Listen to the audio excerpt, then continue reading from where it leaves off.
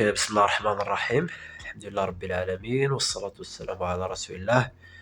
On va parler aujourd'hui d'un livre très important, d'un livre enrichissant, d'un ouvrage qui doit être à la portée de nos mains, qui doit toujours à notre côté, en tant que des ingénieurs, des étudiants, des techniciens, des architectes, des professionnels en général, de génie civil ou en architecture.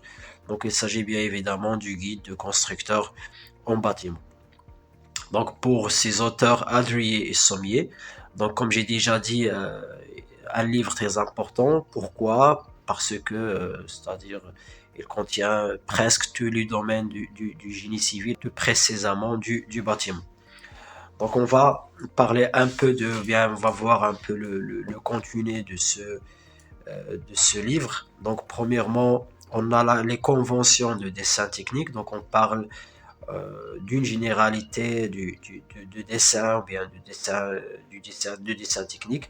Il s'agit premièrement d'une présentation des dessins, l'écriture, représentation orthogonale, les coupes, les sections, les hachures, les perspectives, l'exécution graphique de la cotation. On a également, là, comme j'ai déjà dit, on parle de construction métallique, de construction en béton armé, de construction en bois. Donc on trouve finalement, c'est-à-dire le dessin de béton armé et la même chose pour le dessin d'architecture. Donc c'est pourquoi il faut le mettre toujours à notre côté. Donc pour revenir de temps en temps aux quelques notions de base, comme par exemple les traits, les textes, les normes en vigueur, etc. Donc les réglementations d'architecture et de béton. Donc pour l'élément de construction, on a les escaliers, les baies, les portes planes, les conduits de fumée, la ventilation du logement, l'assainissement, etc. Donc, en ce qui concerne les corps d'état, charpente en bois, construction métallique, couverture, la menuiserie, la plomberie, le chauffage, l'électricité. Et pour l'élément de calcul, on trouve également dimension du logement, charge d'exploitation et charge propre, isolation thermique, isolation acoustique, surcharge due à la neige, effet du vent et les lions. Également, on a c'est-à-dire finalement, on va trouver des formulations, c'est-à-dire des notes, des guides donc pour le volume, pour les surfaces usuelles, pour le centre de gravité. Donc j'ai déjà marqué ça. On parle de 230. 230. Donc, par exemple, elle est là. 230, 23, 29. Donc, comme par exemple, donc ces pages-là. Donc les pages, donc les dernières pages. Donc ici on a la surface, une surface usuelle. Donc les figures qu'on rencontre souvent.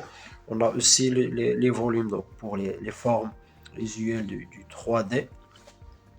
Euh, Également, on a le centre de gravité. Donc pour cercle, demi-cercle, c'est-à-dire les triangles, rectangles, etc. Également, comme j'ai déjà dit, une formulation, bien le formulaire RDM, le cas usuel, donc poutre encastrée, donc poutre, charge ponctuelle, charge uniforme, euh, triangulaire, donc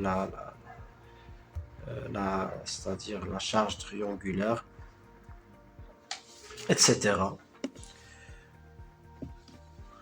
Également, comme vous voyez ici, donc on a les efforts, les moments maximales, les déplacements, la flèche.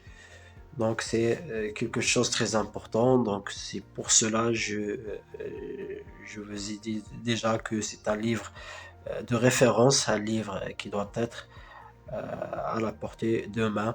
Donc pour les étudiants, les ingénieurs, les architectes et tous les professionnels de génie civil et en architecture. Donc finalement, c'est parmi mes références.